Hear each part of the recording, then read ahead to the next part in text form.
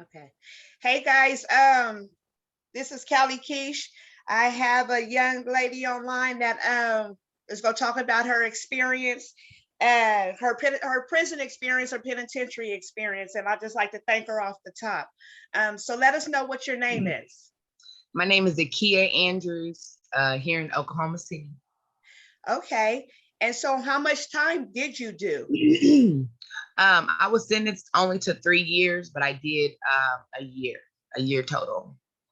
Okay. And then, what were you sentenced for? Assault with a dangerous weapon. Oh, okay. Okay. Do you want to talk about that? Oh, we can. Like I said, Okay. this is not my first time. I used to do speak outs and things about it because I got locked up. I was 7 months pregnant.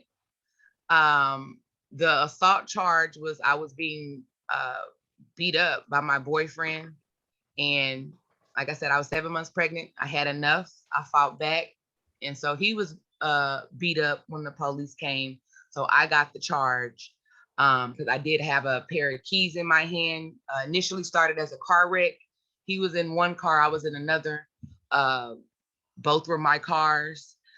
He was trying to showboat, hit my other car. So of course, jump out the car. Oh my gosh, you hit my car. What's going on? What are you doing? And he gets upset. He hits me. We're fighting in the middle of the street.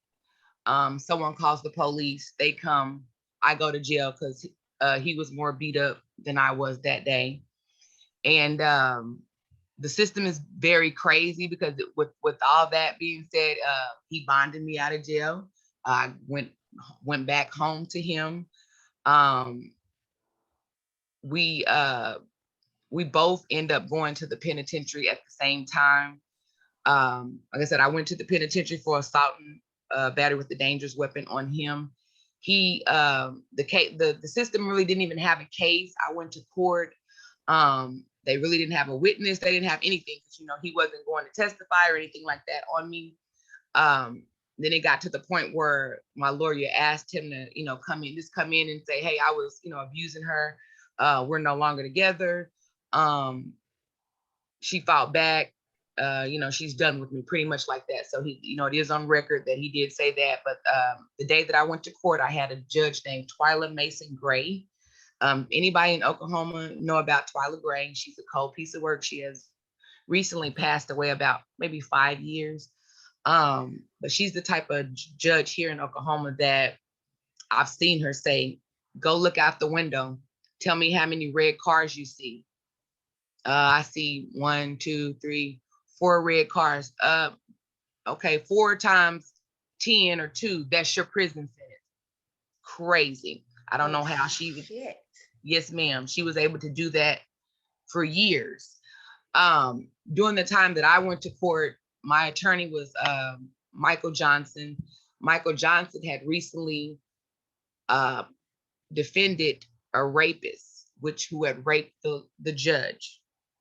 So that day I went to court April 28th, 2005. 2002. She shut down court. If Michael Johnson is your attorney, everyone stay. If Michael Johnson is not your attorney, come back. Gave him a new court date. And she started calling our names, passing out time. I literally woke up because I had a court date that day and I was so sick. And my lawyer's like, okay, we'll get you a new court date. Don't worry about it. And he called and like, no, she wants everybody here. Come. I go to in a dress because I'm big pregnant. I'm tired. I get sentenced to prison, 7 months pregnant. My attorney's like, can you wait till she has the baby? No, it seems like that would be harder. So she called my name. Akia Andrews come up here. She read my charges. You get 3 years DOC time. Sit over there. Remind you, I've been to jail before, but never been to prison. Never been all of this process. So I had no idea what was going on. I'm like, sit over here for what? I go to court by myself because remind you, my lawyer saying I'm just going to get you a new court date. So I'm calling my parents and I'm like, I'm going to jail. And they're like, what do you mean you're going to jail? And so they send my sister because they couldn't, get off. And my sister's just wailing in the hallway because, like I said, I'm pregnant. I'm going to jail. I'm in a chain a chain line with other prisoners that came down. They're in Orange, and they're mostly men, and they're like in an uproar. They had to call security because they're, they were upset. Like, you're sending a pregnant girl to jail, like that's messed up. And it really got crazy for a minute. And so I was sentenced. I went to the county jail. I stayed in the county jail for 2 weeks because I was so far along. They tried to push me through the system fast, so I wouldn't have my baby in the county jail. I went to Lark, which is Lexington in Oklahoma, where you go and A&R, where they process your points and where you're going to be, things like that. But since I was pregnant, I was at high risk. I had to go to Mabel Bassett. Before I went, Mabel Bassett was on Northeast 23rd and Martin Luther King. I'm sorry, 36th and Martin Luther King, right there on the corner by the DMV. But they had that when I had went to prison, they had just moved a few months prior to McLeod. So I had got moved out to McLeod. This was April. I had my baby in June. Everyone was like, you're not going to have your baby in prison. Don't worry about it. We're working on it. Had my baby in June in prison. They brought me up to the city to have my baby. After I had her, my mom came and got her.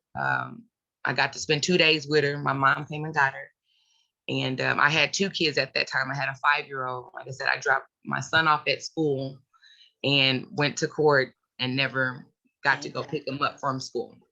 My son is 24 now. He's still traumatized from that. My daughter, she's 18, going to OSU. She's thriving. I mean, she is wonderful. Straight A student, honor roll.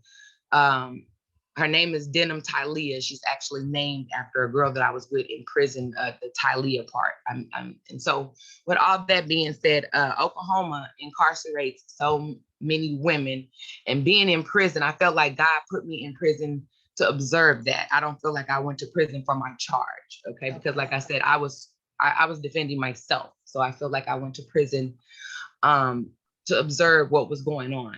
And with that being said, like I said, I saw and met so many women. I still keep in contact with a lot of women because most women are in prison because something that they've done for a man.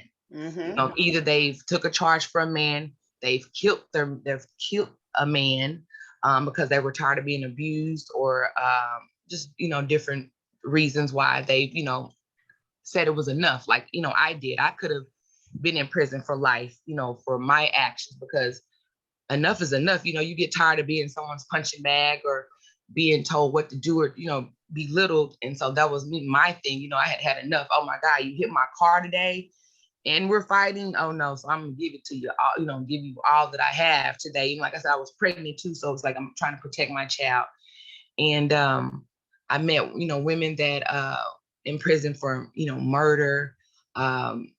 They, murdered their baby daddy or their boyfriend or husband, or they committed a murder for them, or they just didn't say anything. So I got the same charge as him.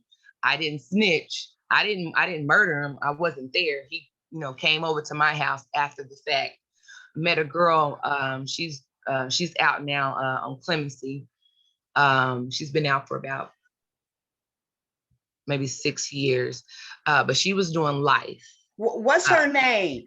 Chandrea Graham. Okay, yeah. I think her? I kind of heard about that. Okay, well, yeah, I can get you in contact with her as well, because she's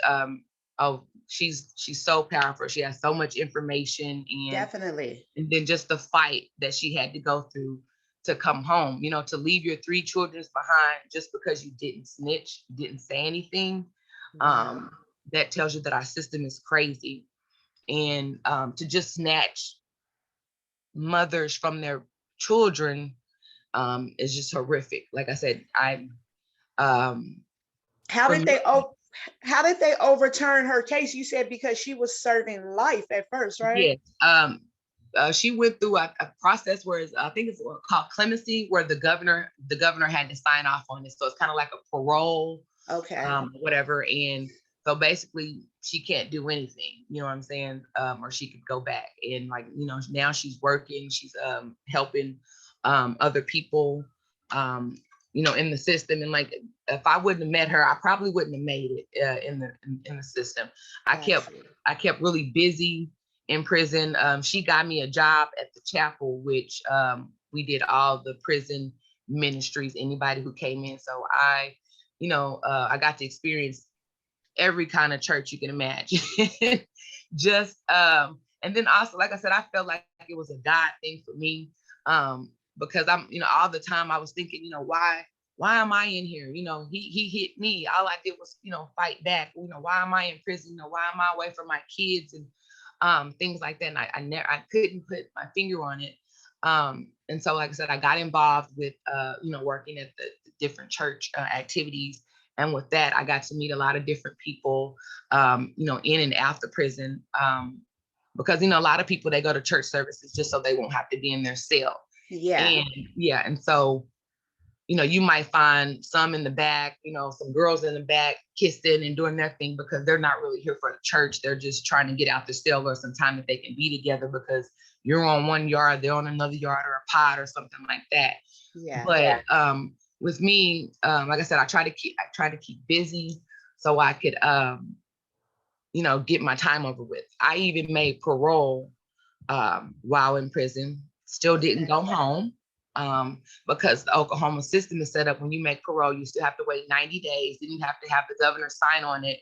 And so by the time I made parole, I was discharged out, which was crazy.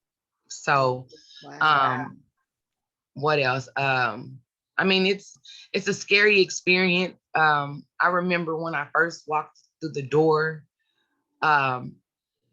I was like, I thought this was an all-girl prison because there were women in there that looked like me and, short haircut, buff. I mean, if you've been in there for a while, then if that's your thing, then that's what you do. You work out all the time or whatever. So it was being young. I think I was 23. Oh yeah.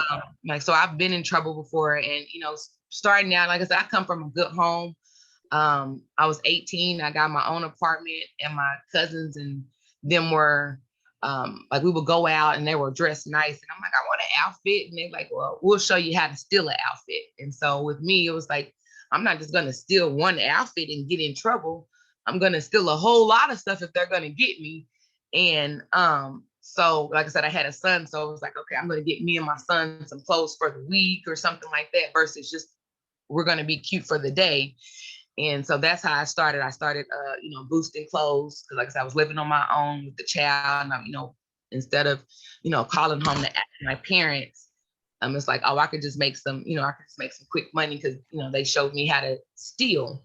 Yeah. And, the first time I was caught, I was, with one of my cousins and they got caught, I was caught by, association. So, I didn't call home to tell anybody I got, I went to jail. I had my own money. So it was like, call the bondsman, come get me. And so, that happened twice. And it was like, okay, so no one knows. So I'm in the clear, I'm good. So, but it was the fact that, oh, you got to go to court. This is real. You have to get a lawyer and things like that. And so with the two, what were those charges? Larceny charges. Yeah. The judge said, if you come back in this courtroom, you're going to go to jail. And I'm just like, whatever. But I didn't expect to go, back for fighting my, boyfriend. And so when I went back, that's when she gave me that time. But I mean, it was, like I said, it was a crazy experience for the fact that I have a mother, a father, they both work. It was just, I played basketball, I ran track, I was a cheerleader. When I got 18, it was like, you want to, I guess, a street guy, a thug. Because I mean, what things that he did, it was just so exciting to me. Like, the night that I met him, I remember them in a field fighting, and me and my cousin, I'm like, what are they doing? And we pull up, like, oh, hey, we knew a guy, like, hey, what y'all doing over there? putting somebody on the set. I'm like, oh, that's interesting. You know, I've lived on the east side all my life. My mother's from the east side, my daddy's from the south side. And so, you know, going back between the homes. So it was, you know, like I said, it was just it was a scary experience. Because, you know, going to the county, it was like, I know I'm gonna come home. I know I'm gonna get out in a couple of hours. But when they she sentenced me to DOC time, you know, that whole day, I still didn't understand what I was doing. You know, I'm like, okay, you know, I've been in the orange before. So, okay, when are y'all going, when can I go home? You know, when can I bond out? And I'm like, you don't have a bond. You don't get to go home. And I just didn't ever, for a while, I didn't understand it. Like I said, my daughter, for her to be so amazing, it's crazy because I literally cried the whole time. I went to jail in April. I went April 28th and I got out April 2nd the next year, 2004. So, and just to, like I said, like I said, I was blessed because I left with an apartment. You know, I had a son, I had an apartment, and I was able to come home to my apartment. A lot of people don't have that. Like I said, I have parents, and it was just, you know, I guess just being rebellious, just trying to date a thug. Yeah. And, you know, got caught up. So your parents held down your apartment for you? Yes, ma'am. So I was able to come home and wasn't nothing touched. I mean, my furniture was still in the same spot, my bed, I mean, nothing was touched. I mean, besides the fact my mom would come my mom lived in Dallas, so she would come and see me every other weekend and bring my kids. And so she would sleep in my house, you know, so she would wash my bed and, you know, just kind of vacuum because she's a neat freak. But I mean, I literally, when I came home, I have pictures of me sticking my key in the door and my house was still the same. And, you know, that was a blessing in itself because people come home and they can't find their kids. They have to try to get them out the system, you know, different things like that. And to this day, I have got some tickets, but I don't get in trouble anymore. So I feel like it was a wake up call for me because I could have been in so much more trouble. Like I said, I was dating this guy. We did drive-bys. We did. He sold drugs, and it was just so much that we done together. And I felt like God was like, you know, hold on, little girl, I need to sit you down and let you know this is really not the life that you want to be in or whatever. Like I said, me and him, we share a child. He's locked up now. I was about to say that.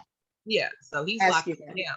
And he and still today, he's, you know, he says like, man, I wish I could have been like you. I wish I would have had that background. And he does. Like, he has a mother and a father, and I always wondered why he wanted to be a thug, you know, because we were like in the same, you know, we both had parents. But I guess just that wanting to live that street life, I guess, because, you know, all the time I would always ask, and still to this day, I ask him, like, you know, why is it so adamant that you want to be a thug? Because he's he's lost a leg. Yeah, so he's in prison now with one leg, and they gave him 15 years. I mean, he's a hard worker. He's worked 2 jobs. Like, when we got together, he's working 2 jobs and hustling. Because my thing was, you know, I can't, you know, tell my daddy them that I'm dating someone that doesn't have a job, you know. So he worked 2 jobs, hustled, and then it got to the point where, you know, he quit working, and it was just a full-fledged hustle. And then, you know, it came with street life. When I was pregnant, reason why I say we went to jail together. When I was pregnant, he went to jail. Someone did a drive-by on our house. Me and my son was there. He was not there. But when he came, you know, once I called him and like, hey, someone just shot the house up, you know, police, they shot the house up and threw cocktail bombs in the front of my house. Figured out who it was, another guy that I was dating previously. And I'm like, you know, my baby daddy's coming home, so I'm gonna I'm gonna get back with him. They had saw each other, had words. So later that night, he came through, shot up the house, threw cocktail bombs. We figured out that it was him, like told the police and everything. But, you know, like I said, it's so street that we were able to leave the scene at our house and go to this person's house and create a whole new scene and come back to the house like nothing ever happened. And so he went to jail for that, though, you know, for doing the drive-by on them. And I mean, it was just, it was just crazy because, like I said, we, and so with that, I mean, that night, that night our house got caught on fire. Like I said, he was able to retaliate. And then later on, he ended up going to jail for a bank rob. I mean, I'm sorry, not a bank robbery, a robbery at 7-Eleven in Norman, which was the craziest stuff. It was him and 5 guys robbed a 7-Eleven, and they tried to say that he was a part of it. He was not a part of it. He was just in the car, wasn't the driver, didn't go in the store. He thought it was dumb, is what, you know, he's telling me and the police. I thought it was dumb to go rob a 7-Eleven. He has mouthful of gold jewelry, house shoes on. Even when they pulled him over minutes later, he had on that same stuff. They're like, this person never entered the store. And when we pulled him over, he was not driving. So he had to fight that case. And like I said, I was pregnant when he went to jail for that. And then they end up charging him for the drive-by. And so later they picked up my charges, and that's how I went to jail. Okay.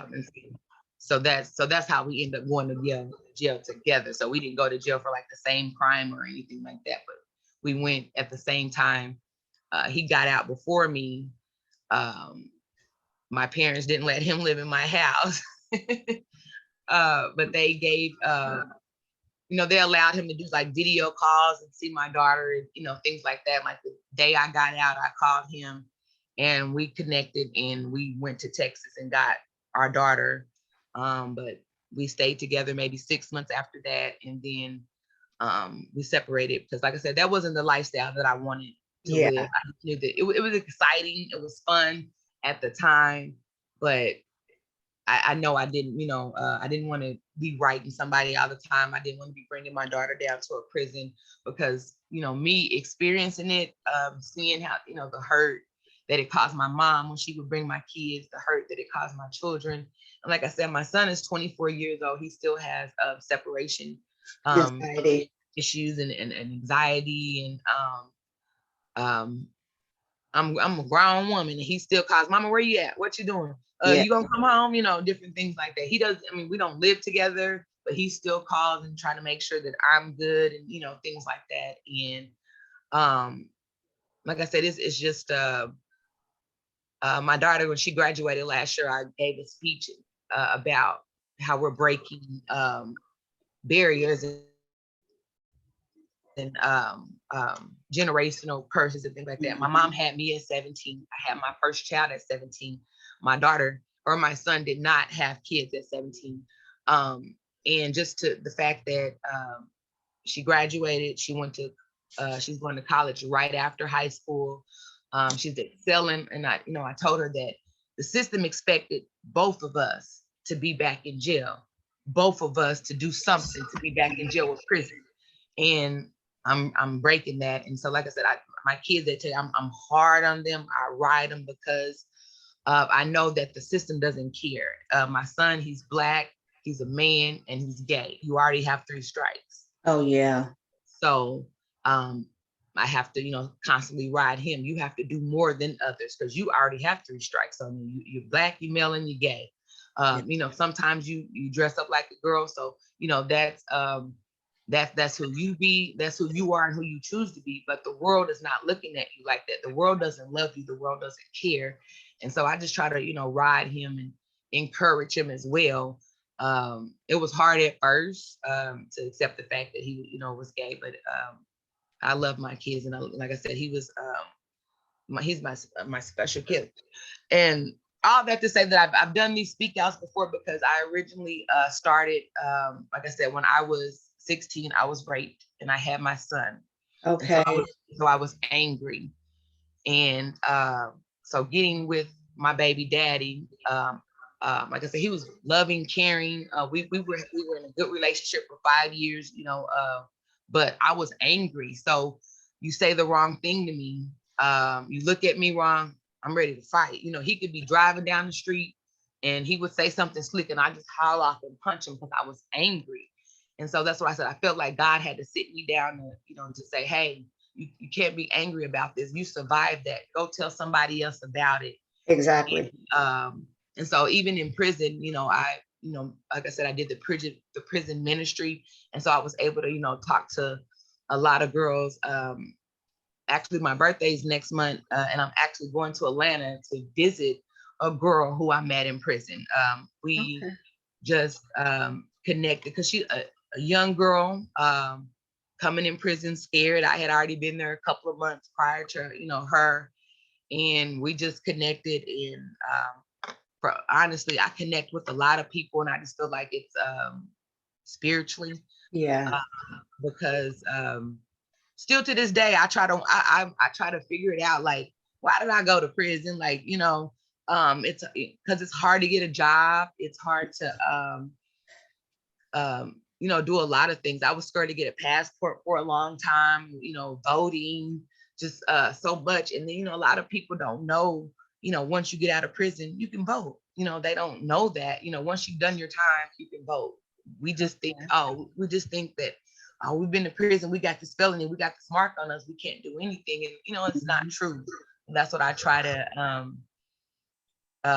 tell people when I, do speak out. Like in my church, I do Sunday school sometimes and talk with the younger girls and different things. And I have 5 kids, three girls, and they say, I'm rough on them, which I am, because like I said, the world is not going to be soft. Exactly. And me going to prison, like I tell them, I've done time for all of us. I know I ain't did 20 years, 10 years, but that 1 year was enough to sit me down and tell me, that's not the lifestyle that I want to go. I don't want to be, going back and forth to prison. And even with my cousins, like I said, I'm the older cousin as well. So I try to talk to them and encourage them and their children, because prison is, I just feel like it's not a place for anybody. But I mean, if you do the time, you do something, then you have to, prison is where you have to go. That's something you have to do. But for people that go back over and over and over, I don't understand that part. Like I said, I met, I could have gotten into a fight in there, because people try to, get at you, taunt you, because they know you have a little time. So let's get her to get some more time. I mean, people been in there 10 and 15 years. It's a fashion show, because before I had came, like I said, they were on the east side where they could, wear their own clothes and own shoes and different things like that. So, you can order shoes. I mean, it's just crazy. I mean, so like I said, I'm just trying to break the cycle with my kids, because all of my kids' dads are in jail or have been in jail. I have 3 baby daddies. 2 are out now. 1 got out last year. 1, he's been out 2 weeks. The other one, like I said, he's in there. My 18-year-old daughter, her dad's in jail. And with that, my daughter, she's 15. Then I have a 9-year-old and a 7-year-old. My 15-year-old and 7-year-old, their dad just got out 2 weeks ago. And my daughter's 15. Me and him, we were together 10 years. He went to jail when I was pregnant with her. I had her in 2006. So he went in like November 2005. He stayed gone for 8 years. Got out long enough for us to have another baby, and he went back. And so that's when I decided that I don't want to jail. I don't want a man that's doing street activities and things like that. Because my son is 7. He just turned 7. He's prior to him getting out this past 2 weeks, he had only met him twice. Wow. Because I refused to go to bring my child to prison and things like that, because I'm like, okay, you went one time, okay, shame on you. 2 and 3 times, I can't do it. You know what I'm saying? And so my daughter's 15, and she's at the age where she knows, and I, because I don't talk to him, so I let him, them talk. And so she, now he's out and he's trying to, do stuff to, get to know them, I should say. Because my 7-year-old, he, they have phones in prison. He calls from prison. My 7-year-old, like he calls him Nikki's daddy. He doesn't call him his daddy. He's like, oh, I don't think Nikki daddy is really locked up, because when he has on Nike shirts or polo shirts. I think he just don't want to see Nikki.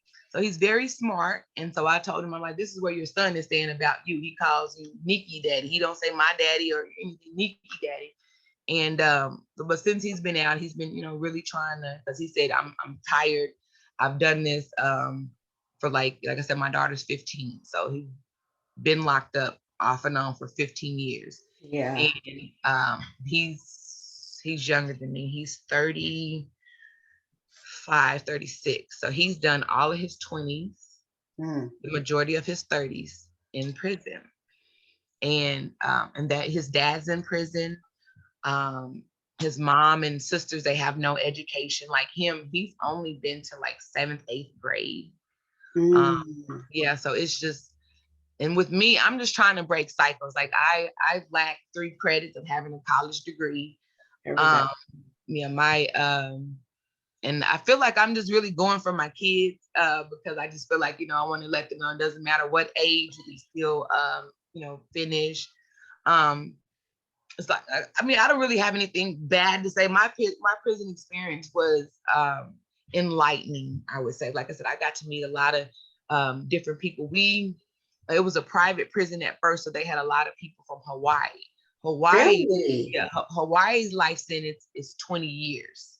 Okay, that kind of sounds like California. So you actually do get out in Hawaii.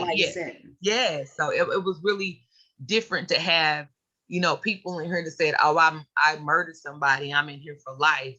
And then somebody from Hawaii to say, I'm in here for life for murder, but I can go home in 20 years. And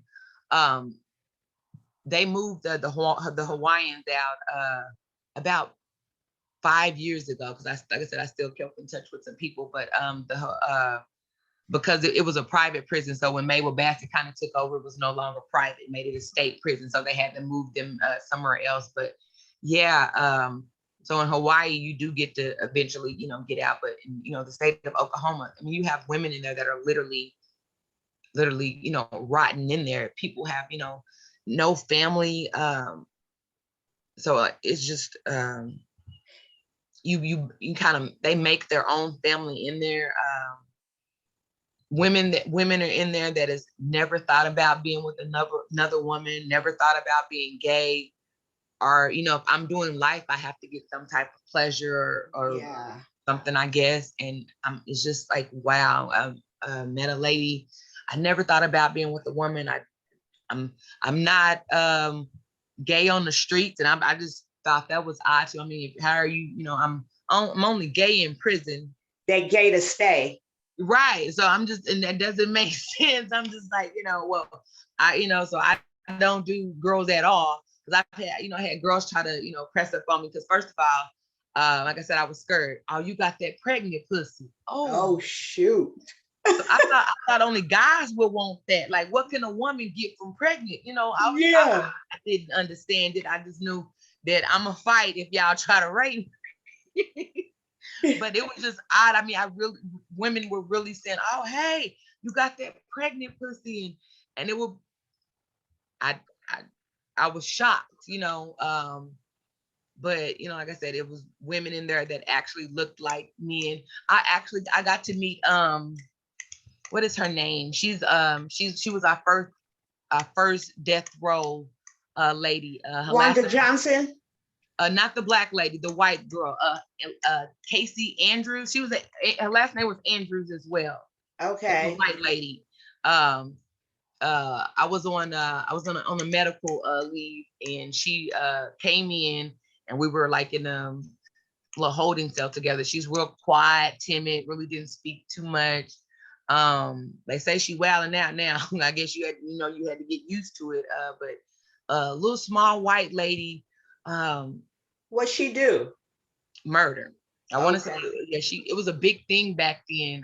She had, did she murder her kids? Oh shoot. But it was because she was like high level. Profile, yeah. Yeah, and it was, so I just got to, I didn't like get to like, hey, how you doing meeting, but we were in pods next to each other, got to see, look out the window and see her come in. And then, once you get in there, like I said, I was pretty quiet, laid back. I hung with the ladies who had what they call it is people who know how to do prison, because they've been in there. They've been in there before, or they've been in already for 10, 20 years. So, they've already got that anger out, that fighting out or whatever. They just laid back, just doing time, eating, watching TV, making the best out of the situation. And so that's, so all the ladies that I hung with were older than me. I guess I was 20 something. Everyone was probably at least 40. And, had, like I said, had long extended sentences. I only had one altercation with one young girl, and they were just like, "Oh, you're getting ready to go home. She's just trying to test you, whatever." And what I did for her is I told her, I said, when I how I can fight you is that when I go home, I'm gonna write you a letter, because I'm going home. You know what I'm saying? I'm gonna pop on you when I get home. And the craziest, because back, in my younger days, I will say I was rowdy, I was angry. Okay. When I did see her, she's from Tulsa. I did see her later, a couple of years later, because I had got out and she was still in there. She had got out, and my cousin owned the club, and I saw her in the club. And we fought it out in that club, girl. Because I'm just like, I can't tell my kids that I didn't come home because I whooped you. I'm gonna write you a letter when I get home. It's what I told her. And I never thought I would see her again, but I saw her. And like I said, back then it was like, oh, on site is on site. So I'm gonna give you what you asked for. I couldn't give it to you then. But like I said, I'm 40 now. That was my daughter's, she's 18, she'll be 19 this year. So like I said, I did had her in prison. 18 years later, she's doing good. Right. I'm not where I want to be, because there has been hurdles, as far as, like I said, jobs and things like that. But now 2022, this is the time to go get your stuff. You know what I'm saying? Go get your own business. Go. Yeah. And so I got some things that I'm, working on, but Okay.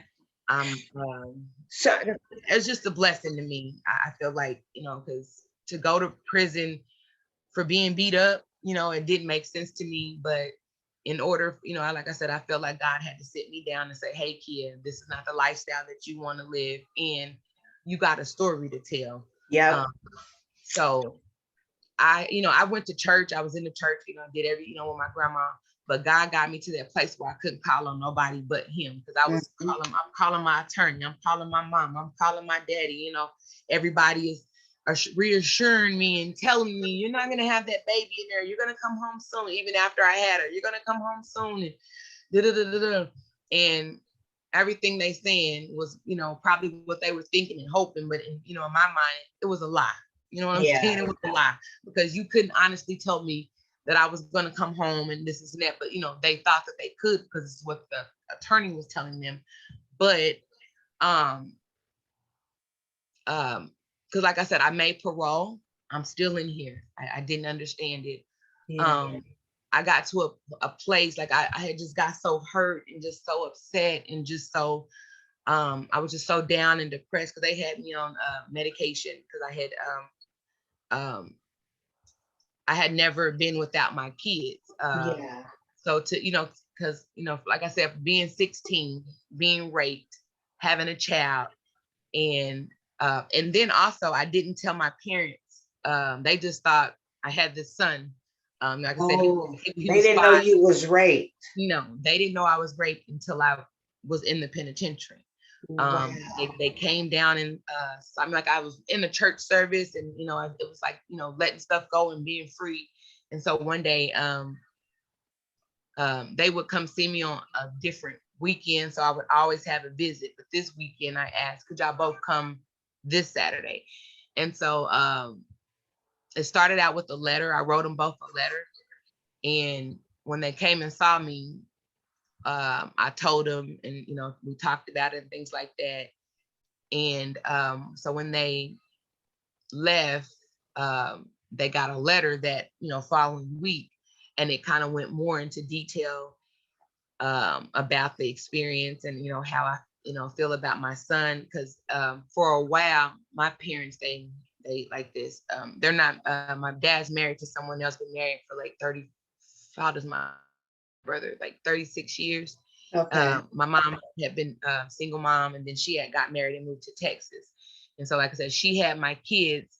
And so it was always a battle with them. They're always, so for me, when I was young, it was good for me that they were, battling, because, I get 2 parties, I get two this, 2 that. But, when I got older, being in prison, it was like, okay, I need y'all to get on one accord. Because my mom came all the way from Texas and got my kids. And my dad then was like, I could have helped. I could have did this. You're in Texas doing it by yourself. She had a husband and my sister, but she was doing it by herself when all of my family is here in Oklahoma City. So like I said, it's just always been a battle with them. And so to have, when I got pregnant, it was, my mom was kind of like, Kia, whatever you want to do. My dad is, oh, well, you're getting an abortion, I'm paying for it. My mom's like, I don't believe in abortions. It's whatever she decided to do. Yeah. And so I decided to have my son because I was scared, because originally my mom took me to the hospital to get birth control. And they like, she can't get birth control. She's such and such amount of pregnant.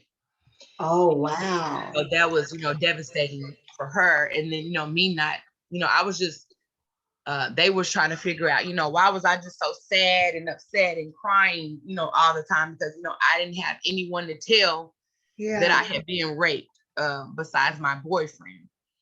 And because I hadn't, I was a virgin. I'd been with this guy since 5th grade, and we never had sex, kissing, little fondling and stuff like that. And I told him, he was the one person that I did tell, that I had been raped, and, I was scared. I didn't know what to do. And so then, like I said, months, a few weeks later, whatever, found that I was pregnant, never told anyone. 5 years later, I go to prison, and that's when, it all came out. Because, that was why I turned from this really happy, athletic person, because I was hiding a secret, in my head, I was wrong. I was the bad person. I shouldn't have went on a date with him. I shouldn't have, things like that. Because I was mad at my boyfriend. I'm like, oh, he asked me to go to the movies. Mama, can I go? She like, yeah. So I go to the movies. And you said you just moved here. I still, to this day, I can't go to Lake Hefner. Okay, is that where it happened? Yes, he took me out to a little odd spot and raped me. And then they asked me, are you gonna tell somebody? Like I said, it still plays. I see him sometimes. We don't see each other regularly. Like I said, we have a child together. I didn't tell anyone until until my son was 5. He didn't get to see my son until, like I said, after I got out of prison, because like I said, that again, that was something that God had to sit me down and say, okay, Kia, you holding this secret in, you got to get this out of you. You got to get help. Yeah. And so that's what I did. And so in this room, crying and screaming and wailing out, the guy like, why come I can't go home? Why am I not here with my kids? And, why did I have to come to prison? Why me? And in that moment, I felt like a heated sensation. And it was like God saying, why not you? I chose you. and he gave me the gift of tongues, speaking in tongues at that moment. And at that moment, my life has been so different since then. Like I said, I've gotten speeding tickets, but nothing crazy. I don't do anything crazy. Like I said, even when I first got out, I was still kind of upset or angry. And so I had to go through counseling. You know, as Black folks, we don't talk about stuff like that. Exactly. Or we don't talk about, you know, counseling. Yep. To be, you know, I didn't want to be an adult, a traumatized adult, you know, and then, you know, to traumatize my kids or have my kids traumatized. I wanted to be able to speak to them, because even after that, 2009, I got beat up and raped in my own home by a former boyfriend.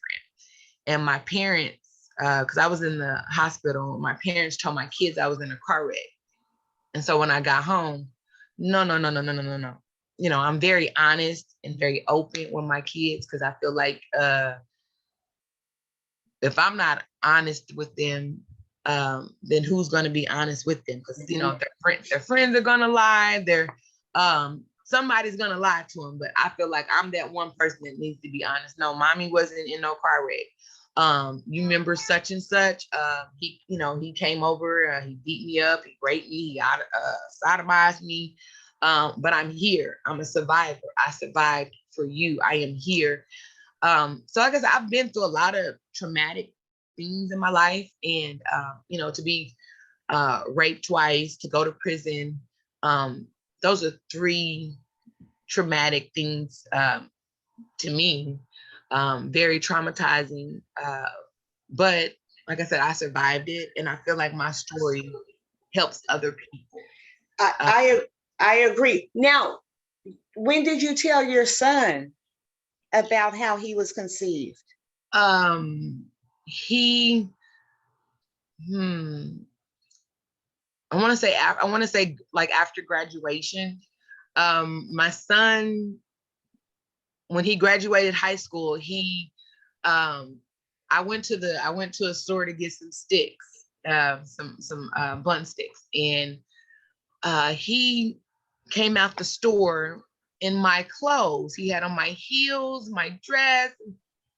I was so shocked, you know, oh my God, you know, what, you know, I had, you know, my thing is, if you're a real parent, you have an idea. I kind of had an idea that my son was gay. He was braiding hair at 5, but I thought maybe he was just different, because he started, he was like a skater board kind of kid, hung with white kids. He rode a skateboard. He had a mohawk, you know, just like he was kind of different. But, you know, I'm like, you know, we'll see what happens. And he had a lot of girls coming over, picking him up at Mustangs and all kind of stuff. And I'm like, oh, you know, maybe he's not gay, and maybe he just, you know, some guys ain't just manly, because my son is real skinny and petite like me.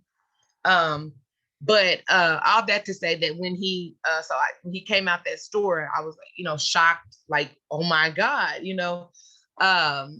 So he didn't come home for 2 days because he was scared. And I'm like, you know, you have to, if this is who you are, this is who you are. Just, you know, I thought we were friends. I thought we were best friends. You know, why you didn't tell me first? And so after that, so with that conversation, we, you know, talked about him being gay, what started it, where it came from, where he, you know, we just kind of talked, you know. So that was when I, you know, I gave him my truth about that. And he was kind of upset with him for a while. Like now they don't talk. And they don't talk because he says, I guess he don't like the fact that he's gay.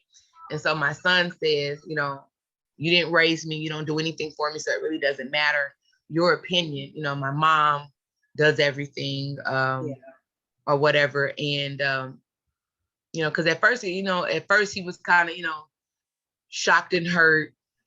And I've never asked him if he asked him about it. But I know, like, last year we went on a vacation, and we drove to Florida. And my son, he was in his own car, and so they were him and the other kids, they were getting into it and arguing and stuff. And so I put him in the, told my boyfriend, just ride in the car with him. That way, he's safe. And he had somebody in there with him. And he told, my son had told my boyfriend, he was like that. I think, he said, it bothers me that my dad don't want to, talk to me and stuff, but how can he not want to talk to me when he's a rapist? And I know, I know my mom is not lying because my son has a sister where I guess they have the same dad, and the mom is basically saying the same thing too. Wow. Yeah. And so neither one of the kids, my son and her daughter, they don't talk to him. And the daughter she's gay. I don't even know how that even. Well, that's why I was going to ask you, because, you got some people that believes people are born gay. And then you have some people that have the theory of it was probably past trauma and don't trust some things. Now, I'm also a strong believer that no, because you got pregnant like that. That's how you got pregnant, was the rape. Yeah. So I don't know. I don't know. That might have came with it. Right. Saying that both of them, you know what I mean? Because that's a traumatizing experience on how they were both conceived. Right. So did you ever go to the police about this? No, I didn't tell the police or anything. Like I said, I didn't even tell anyone until 5 years later. And when I did, my son was 5. I was like I said, by the time when I came home from prison, I was trying to put all that kind of behind me. And so when my son turned like maybe 7, I started letting his mother see him. And so in order for his mother to see him, because at first it was like, I will allow you to see him, but your son can't see him. Your son is a rapist. No. And then I kind of started, I still to this day, I fight with myself with this, and I have to pray about it, because my son, he did start to go visit the dad. I don't know if the sister did, but I know my son did start visiting the dad sometimes. And that's when I felt like my son changed. And me and him got into an altercation, because I could have went to prison again, because I cut him from the top of his face to the bottom of his face, because you cut your son? No, my son's father, because I felt like like I said, I started letting my son go visit him with the grandmother, and my son started to change. And so I didn't, you're thinking, is the change because he's getting older and it's like, oh, shut the door because you don't want me to see you? Or is it because something's going on? And so I would grill my son, even to this day, I asked him, and he said, no, mama, but I believe in my heart that he touched my son. Okay. And I believe it in my heart. And I think my son won't tell me, because my son knows I put that orange jumpsuit on for you. Exactly. But like I said, my son's 24 now. Don't talk to him. Don't engage with him or anything like that. He still talks to some of, that side of the family. But like I said, me and my son, we had this conversation last year, and my son is still like, no, mama, and I'm just like, I just feel like he did. Maybe, how you could be so traumatized that you suppress it or something. Mm-hmm. But I just feel like, just as a mother. Yeah. Because when I got that feeling, I cut it off. You can't go over there. And I asked him, did you touch my son? No. Marty like, no, because he has a wife, and but he has a white wife. And the white wife would call me and ask me, how do you get him to buy your son clothes? How do you get him to get your son shoes and give you money?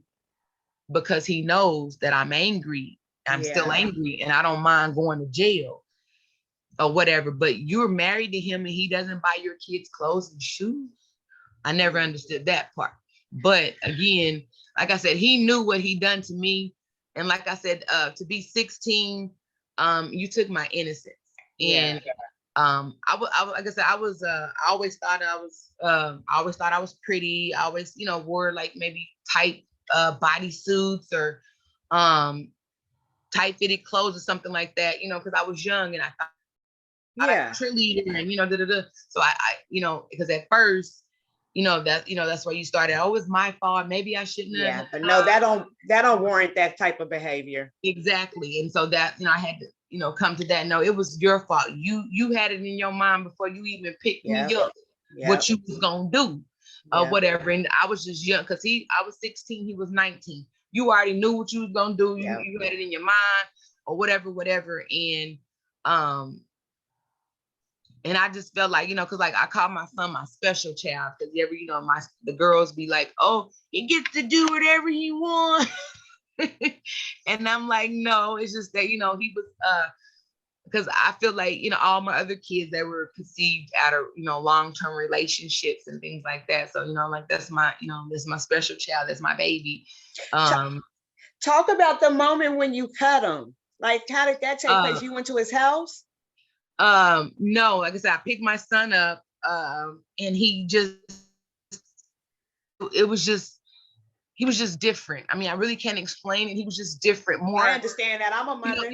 You have a 7-year-old and you used to, boy, go in there and get in that tub. You go in there and try to wash them off, or now you wash yourself off because I know you. I didn't wash you off and you gone about your business. But it was kind of, when he came back, it was kind of, more, kind of, Mama, can you shut the door? What you shutting the door for? You ain't been shutting the door. I wash your body, And then it's like, maybe he's being around a man and a man is saying, you have to stand up and pee. This is what you do, stuff like that. Maybe then, and then it just kept gnawing on me, and I'm just like, I think this man has touched my child, So then that time I did go to the police, or whatever, because I wanted to be documented on why I'm gonna get you. Yeah. And so he he denied it. Asking my son, I'm talking to him. My son is denying it.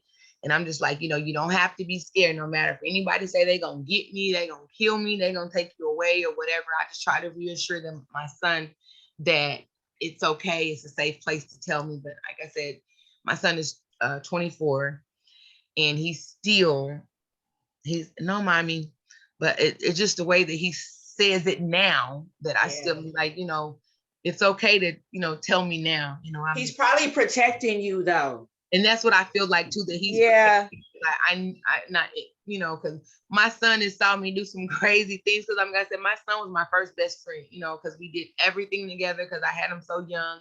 Yeah. And I didn't know what to do. Good morning. I didn't know it's afternoon. I was about to say afternoon, girl.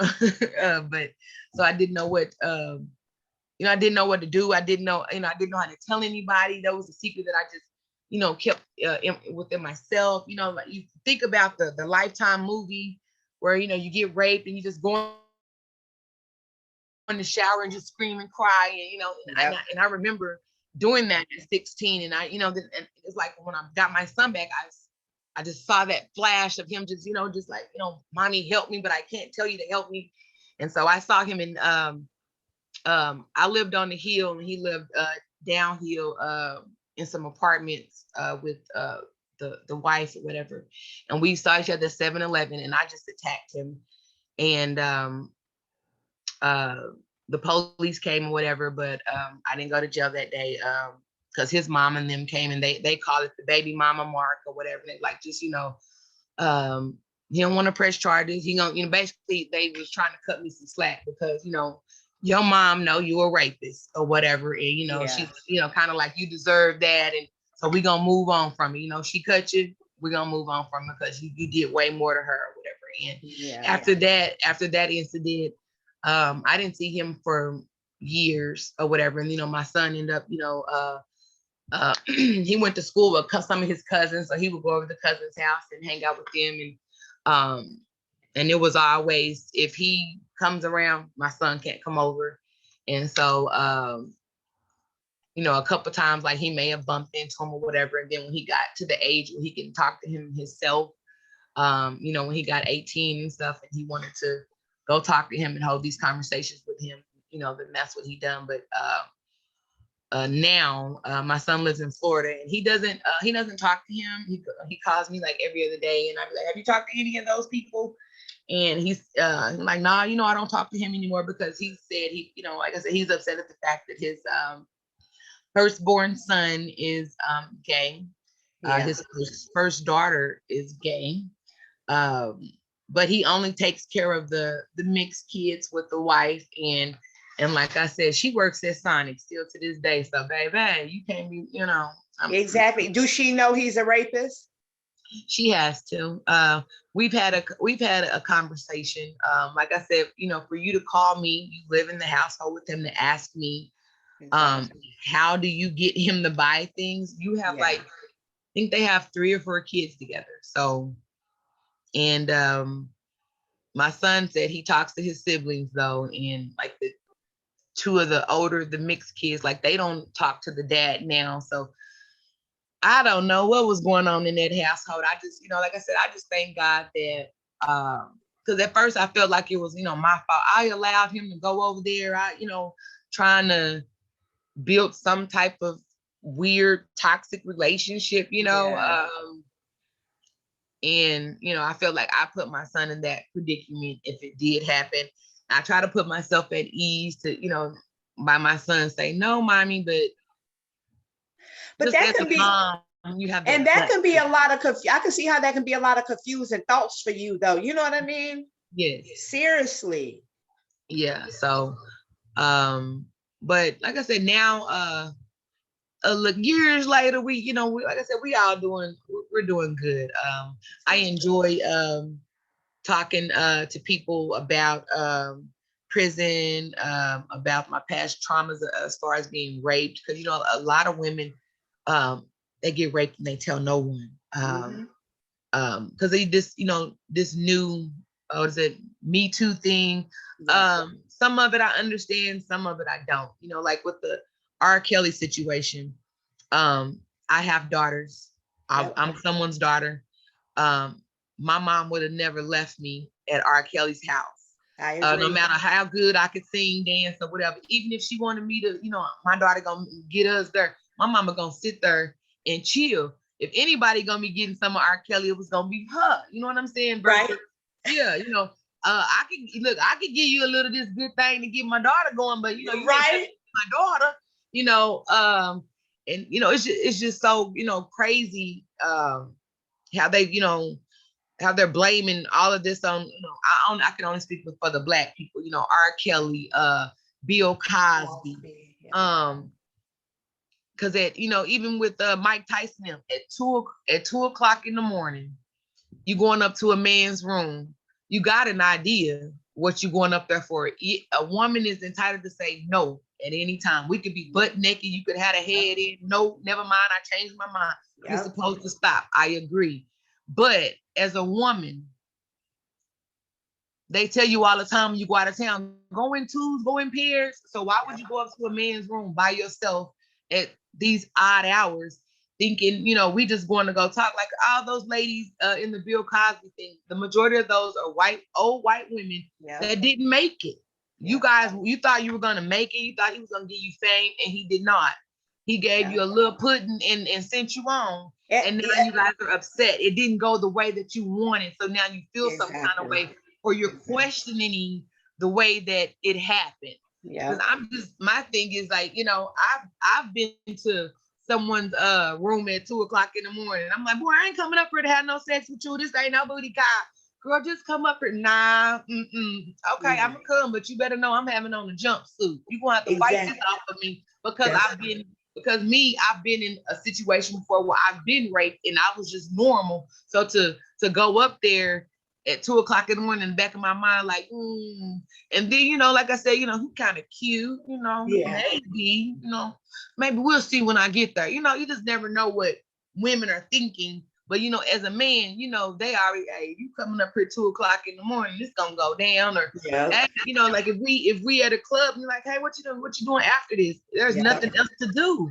Yeah. So, if you Bill Cosby, R. Kelly, they invite me up. Even with that R. Kelly series, girl, it was just so crazy that if you listen, the women were like, he wouldn't let us out the room. We had a little thing to pee in. But they said we could leave out anytime we wanted. Yep. He never chased us. He never called us like, please come back, come back. I just decided to go back. Yep. Yeah. But sometimes it's a real thing being brainwashed as well. Yes, I agree. Mm-hmm. It is. It's a real thing. And usually rapists prey on the weak. Yes, I agree. You know what I mean? And it's a sad story, but it's way too common. I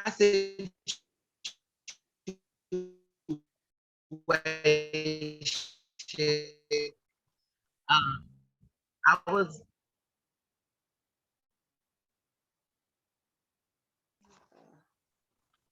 okay. I was about to say, oh Lord, you there we go. Okay, I know there we were stuttering a little bit. So yes, I will give you Shartreya's number. Get you in contact with her, and okay. Holly, like I said, the girl in Atlanta that I'm going to go see, that we've been friends for 18 years from prison. Yeah, no, definitely. And like I said, it's really, really remarkable, to have. When I met her, I had 2 kids, and she had like 2 kids, and like I said, to be in her charges are like, drug charges and stuff, again, being with her man, and yeah. They thinking, oh, they're not gonna give you as much time as they gonna give me, or I already got a case I'm fighting, you take this one, I'll pay your lawyers. And so that was her situation. And in order for her to succeed, to get away from it, she moved away. She moved to Florida first, and now she's in Atlanta. But she had to get away from Oklahoma, get away from her lifestyle, because her mom and them are still on the east side, still doing the same stuff. And then when you're trying to break generational curses, like my mom, she just moved back from Dallas. Like I said, when I was locked up, she was in Dallas. And when she moved back, she stayed with me for a couple of months till her house was ready. She bought a house. And my grandmother, them, just thought it was just so crazy that she bought a house. They're like, you can get back on your Section 8. And it's like, who wants to be on Section 8 their whole life? So exactly. So with that, so with that part, my mom's trying to, break that stuff from, with me and my sisters, like, no, I'm not on Section 8. My sister's not on Section 8, but all of our cousins are. And it's just crazy. Like, people just think some things are okay, and it's not. Exactly. And it's okay to elevate, and we have to say that to each other, and we also have to do it so others can see it. Exactly. Like that's essential for growth, and that's something that we were lacking in the Black community, and especially women. Yes. Because anything we typically go through, we just carry that weight, whether it's our fault or not. We always feel like the victim. And and some of that goes way back to slavery and all that has like those generational curses you're talking about. And it's important that you break that. Are you the only one that been to prison out of your mom's children? Yes.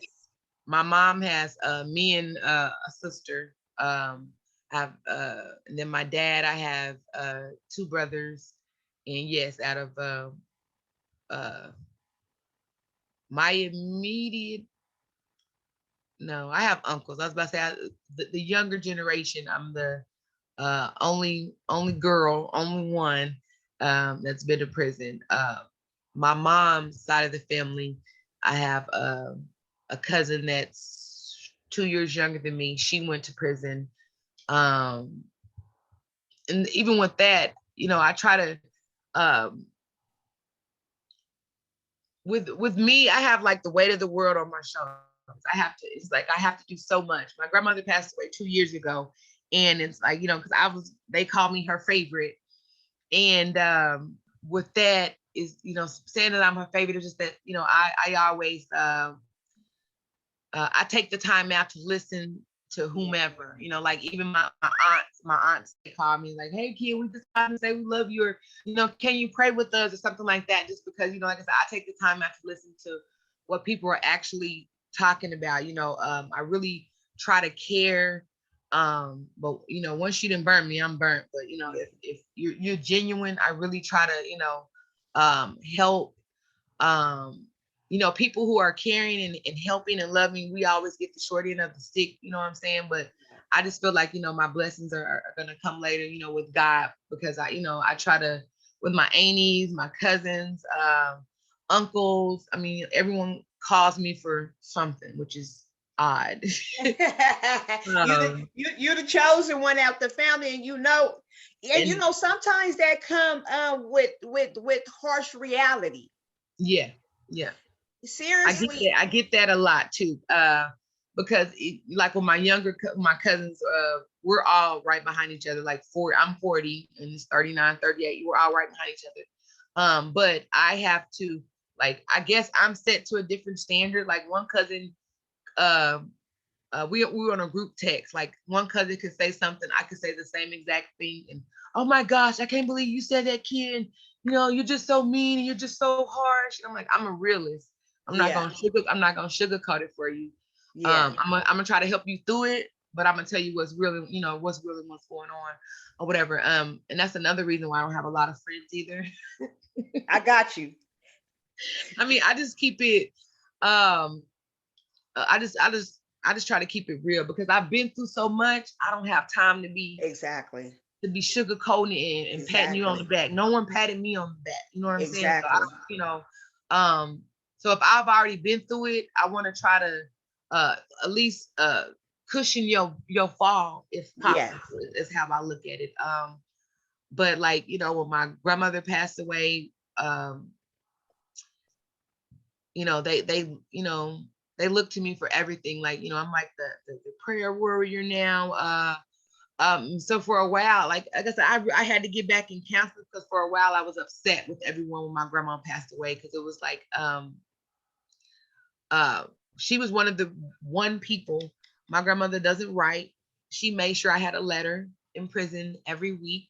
Nice. It would be one piece of paper, and it would be like literally two lines, but it was just the fact that she did it just to say that I took the time out to write you, because in prison, mail is a thing. That's what I've heard. Yeah, so mail is a thing. So for her to take that time out to do that, and and she did the same thing with my cousins, my boy cousins and stuff, and they were upset at her for different things. Grandma's gonna talk. She the type of grandma, you hear a grandma gonna talk about you and your friends in y'all face. She was that grandma. And so she y'all upset at her for the things that she said to y'all. It was real, and you needed to know it or whatever. Exactly. And so I've kind of took on, that role. But it upsets me sometimes, because I feel like, when I need somebody, I don't have anybody to turn to or to call on. And so I have to thug it out myself. But then again, that's when, God says, which is familiar. Yeah. Thugging it out by yourself, which is familiar. Exactly. You know what I mean? And that can be the harsh reality again.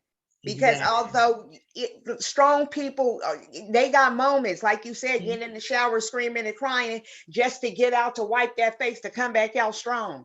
Exactly. And that shit is hard. That's wear and tear. That's like putting blankets and blankets and blankets and blankets on you, and it just weighs you down year after year after year. And that shit is hard. Yes, it is, for real. And so, I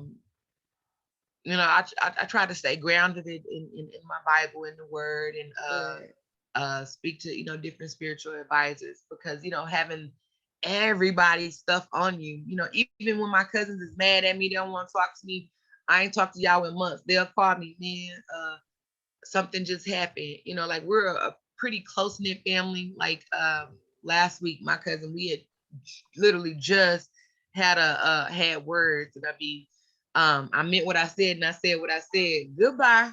And Right. like 2 hours later, they called me.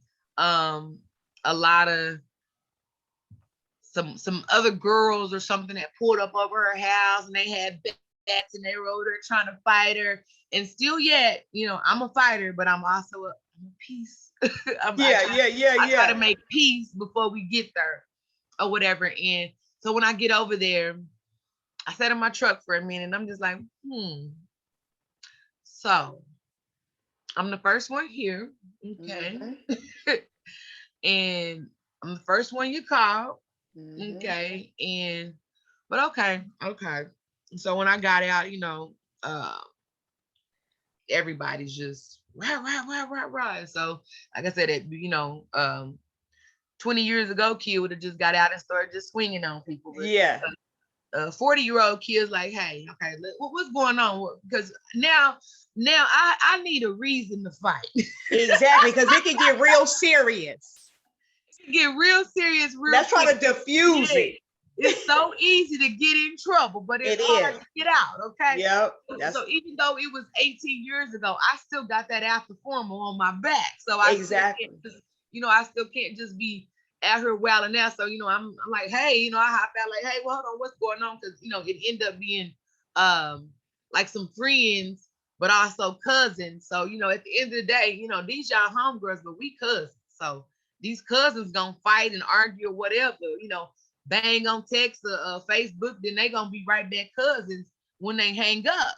Yeah. You know what I'm saying? But y'all friends, y'all can't get in this stuff and get in the mix of blood cousins, stuff or whatever. And so like I said, it was diffused without a fight or whatever. But and then it's like, kid, for real, you didn't just turn into a whole new person. I'm like, well, see, y'all ain't been to prison before. You know what I'm saying? Exactly. I got a lot to lose, your kids is grown. I still got little ones, and I got and I'm sure you appreciate your freedom from the time you stepped out.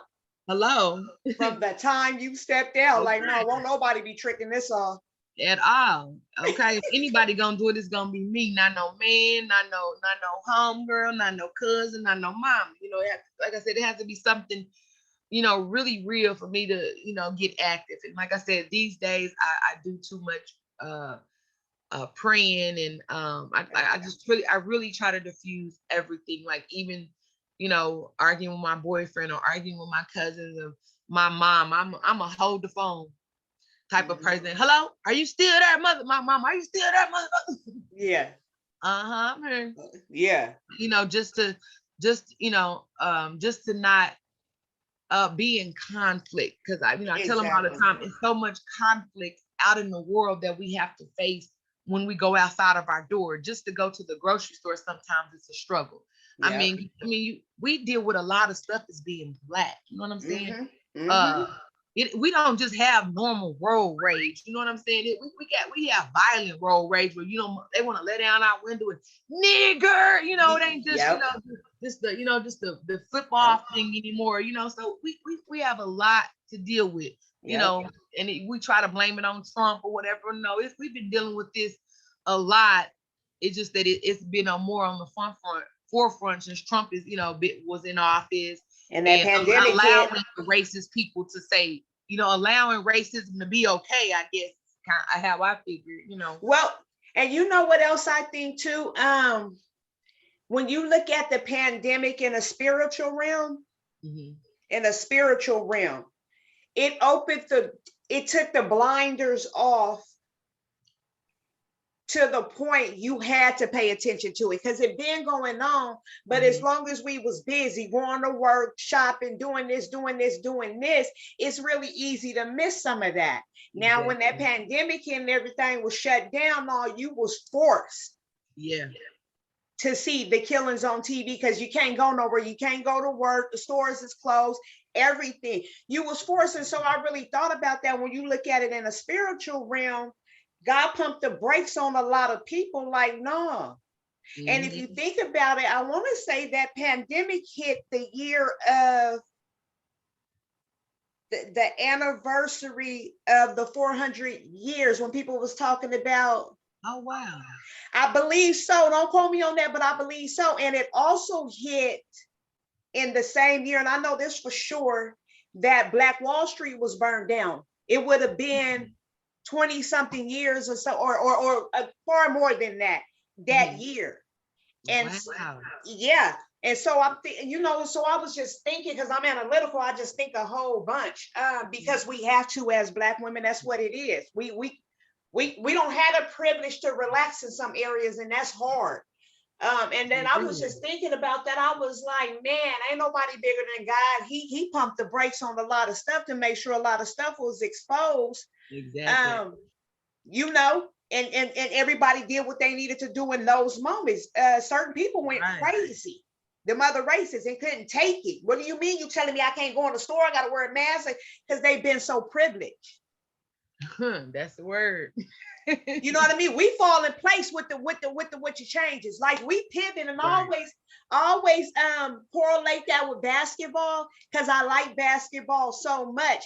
And so I don't know if you watch it, but when you against your opponent and they up on you blocking, we can hold one foot in place and move that other one and pivot to figure out just where we need to go. Do we need to lay it up? Do we need to jump shoot it? Do we need to come in here and dunk it? And that's just how I be seeing life sometimes. And we've always had to do that. Think like this on the fly and figure out what's going to happen.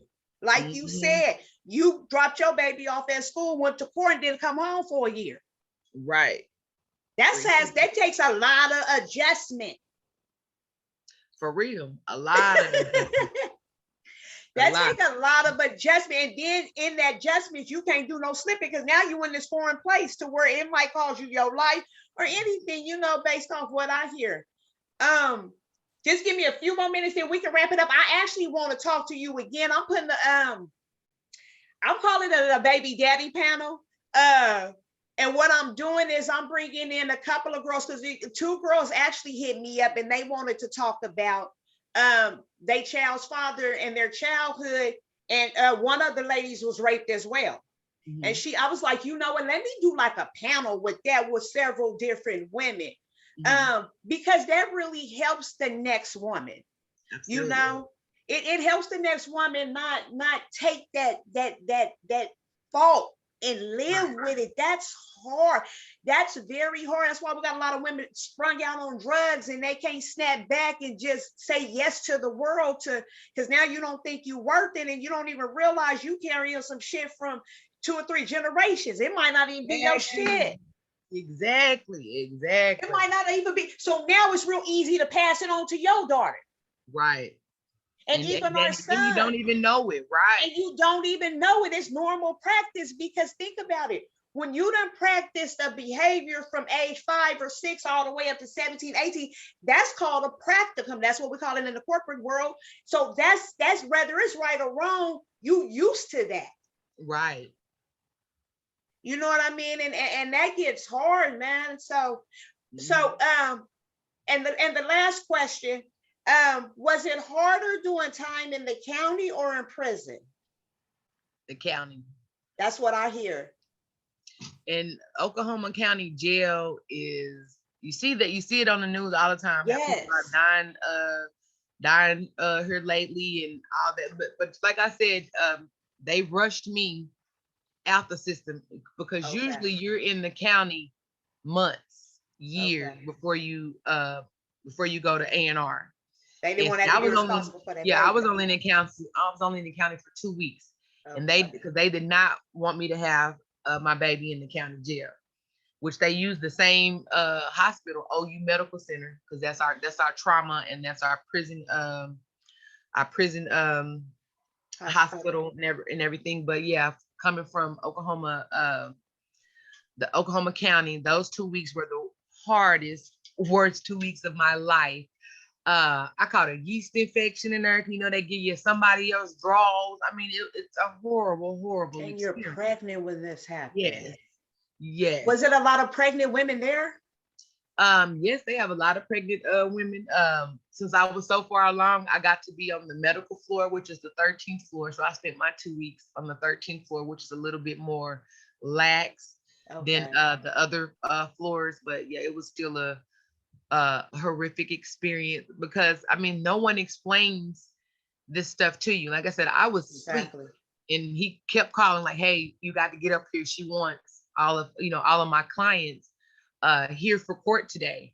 And to go to court on the with this just a little throw on dress because I'm just like, oh, let me throw something else so I can go to court and just be seen. Here your new court date is woo woo. And she's like, "No, ma'am, we're gonna sentence you to 3 years DLC time." And to just like I said, to just be go sit over her in this chair, and then they just take you upstairs. You like, what am I doing? No one explains the process. So when you get all those penitentiary lawyers and county lawyers, those are the people you actually need those people because they've done time before, they've done this before, they know the routine. Got you. They have, you need someone to explain those things to you. Um, Prison is just like anything else. You have to learn how to do it. I mean, it's not something you Yeah. just go in and like, I'm at camp, or it's not a boot camp. I mean, they do have a boot camp. They had a boot camp side, and by me being pregnant, like I said, I had to go to Mabel Bassett. If I wouldn't have been pregnant, I probably could have went to a lower security prison. But Oh, is uh, Maple Bassett high security? yes, Mabel Bassin is the highest security prison in for women in Oklahoma. Uh, Okay. my cousin, she went to Eddie Warriors. Eddie Warriors is a minimum security prison, doesn't have a lot of fence around it. Okay. Um, yeah, Mabel Bassett has the two fences, the barbed wire, and all that. So that's maximum over there.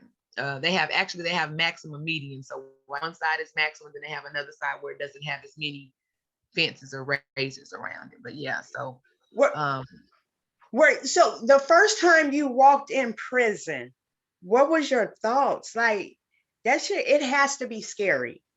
it is like when you first walking in. Everybody looking at you. Is that like what I see on because I watch a when lot of you well when you first walk in, your first prison experience is Lexington A&R, and it's actually a men's prison. They don't have a A&R for women.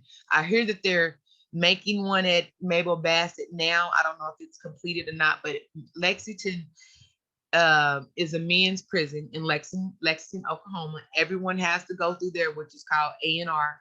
That's where they assess you and evaluate you and tell you how many points you got, and they where your mind is at, if you're crazy, if you need medication, if you need to see doctors, psych, just they do everything at this place because I spent 10 days in Lexington. But Lexington is the first experience of prison and of good food. okay, because the When county you has terrible food. horrible.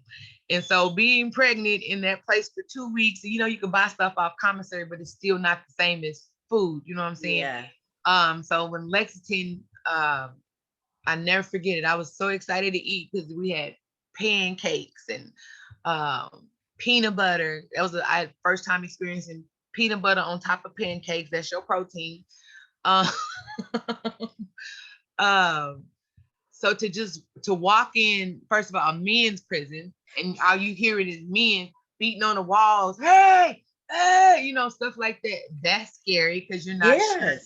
You don't know what's going on. Like, why am I in here with all these men? But they have a floor, this one floor apart for women, but you have to walk through a man deal and or whatever. And then I think the scariest part for me is because in the county they have showers. You can shut the little shower curtain. In Lexington, it's a men's prison, so a wall with shower heads coming out of it, like on TV. So you just a lot of people in the line taking the shower, and so I would say that the guard, she was really nice.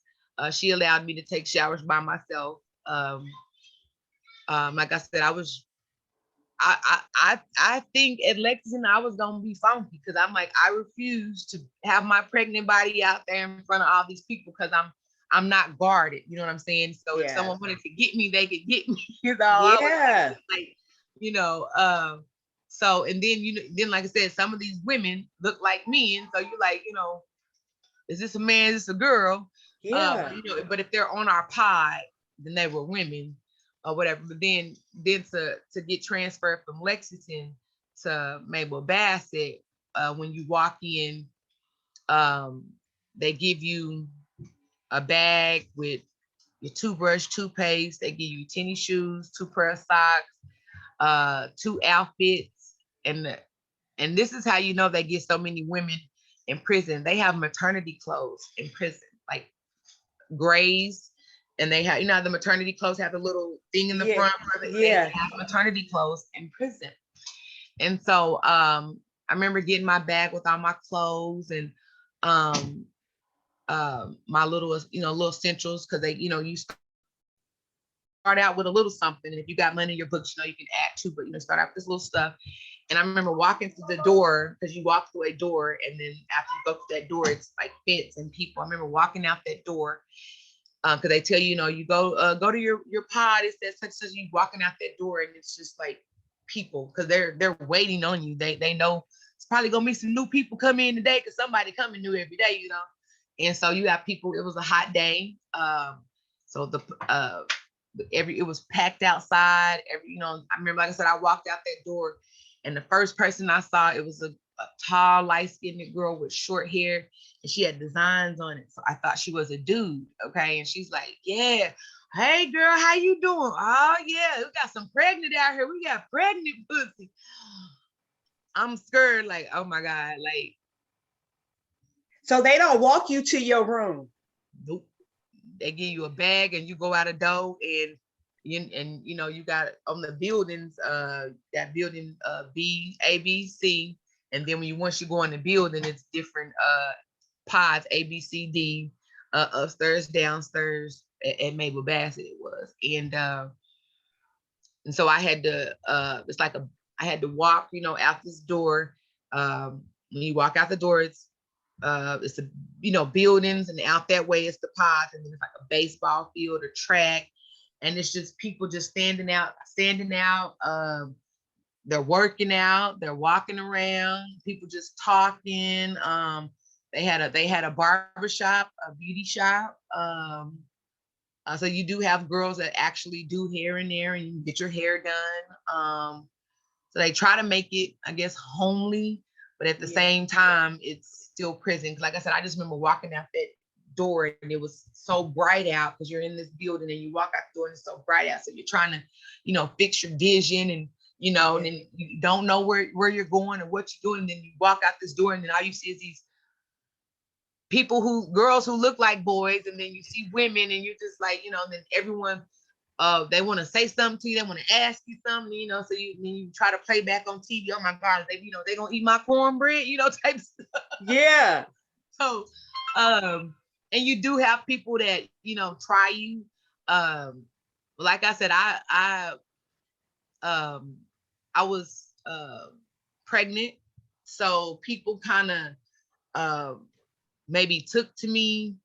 Like I said, older women, like, hey, you know, you need anything, baby girl? How far along are you? You know, stuff like that. And so when I met Chandrea, I started working in the chapel, and that's how I started, you know, really meeting different people. Because for the first week, I just kind of stayed in my room, because I'm like, I don't know these people, I don't know what to do. You know, I was in a room with the older lady, and she would say, hey, you know, you gotta eat, little mama. So come on, walk with me to the to breakfast. Walk with me to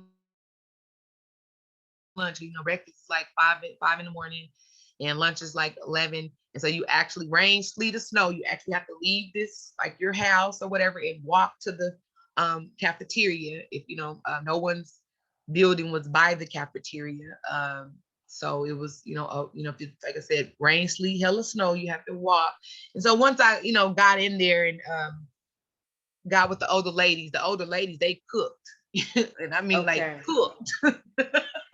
In their rooms? Huh? In their rooms? In their rooms, or either outside they call it a day room. The day room has like couches, washer and dryer, TVs and Okay. phones. And so remind you too that this was when I first got there, they had just moved there um, from the east side, and this was a private prison. So Gotcha. so to this day, I don't know how it is, but I know the private prison sector, it was a whole lot better. You know, it made it better because Okay. they had all the way transitioned over to state. So I was still in there while it was still a private prison. And so with that, the people, you have somebody work in the kitchen, and they could get you they can get you or sell you, different meats and stuff like that. Like people would really have, like, you could buy ice chests, put different Okay. things on ice. Like if we had steak one day, they'll take that steak back and make a whole meal out of a steak. I mean, still to this day, I don't even know how they made these meals, but it's appalling. And I tried to come home and make some Thai noodles and I'm like, you can't even make prison stuff unless you in prison. That is funny. How did they make like their stoves in the room or in the day room? No, we had toasters, microwaves, and then those one, like those one toasters you could put like pizzas in. Yeah, toaster Yeah, oven. yeah, they toaster ovens. So yeah, you only had toaster ovens, toasters, and microwaves. And like I said again, before it was a Mabel Bassett, when it was a private prison, some of the ladies had like hot plates and things like Okay. that. So Okay. yeah, Okay. I mean, real live cooking though. I mean, I'm trying to think of a meal that I've had in there that is like, I've had like a meatloaf burrito. Like it's a burrito with meatloaf and noodles and beef stick and cheese and just all kind of stuff in there. Then they'll toast it up. I mean, you would just never imagine the meals that people cook in there. My cousin, he's in prison now. I could send you pictures where he makes cheesecakes and different things. Wow. He's talking about when he gets out, he's wanting to, because before he went, he likes to cook, and so in there, he's the cook. Yeah. And I be looking at these things like, y'all eat this, but in there, again, it doesn't look and taste the same. I guess your mental, I don't know, but Yeah. because like I said, being in there, eating certain things, it was like, okay, this is, it's good in here. And then when I got out and tried to eat it or tried to make it, or like when my baby daddy got out, I can't eat no prison burrito, dude. No, I'm gonna make you a real one. Exactly. So when you went to find your room, did somebody guide you to your room, or did you literally just have to walk around until you found it? We literally Really? had to walk to that room because it was five of us that came the day that I made. Okay. And and like those girls that came with me, I don't think I ever saw them again. I end up meeting like new people, or maybe I saw them in, maybe passing or something like that. Okay. Because like I said, when you're new, you own a van, getting ready to, because you go from, they take you on a van from one place to another. And so it's the people you're traveling with. So, these my traveling buddies. So when I get Yeah. here, I want to know somebody. I know you. Yeah. And then, like I said, then once you go out that door, you don't know nobody, unless you want to, I remember a girl, she couldn't wait to go ahead and get to the yard because her so-and-so was there, her so-and-so.